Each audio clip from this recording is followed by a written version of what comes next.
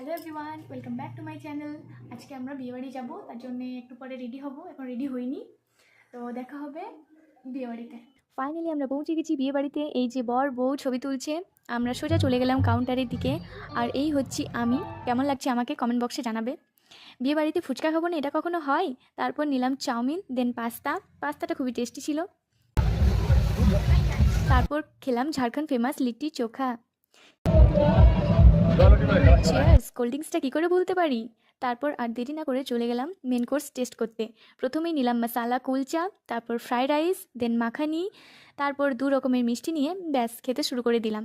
দাঁড়াও এখানেই শেষ নয়, তারপর নিলাম চিংড়ি মালাইকারি, ফিশ পাতুরি, আরও অনেক ননভেজ আইটেম ছিল, কিন্তু আমি খাই না তাই নিলাম না।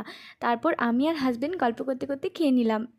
আমার ফেভারিট আইসক্রিমটা কী করে ভুলতে পারি। একটু গান শুনে বেরিয়ে গেলাম। দেখা হবে তোমার সাথে নেক্সট ব্লগে।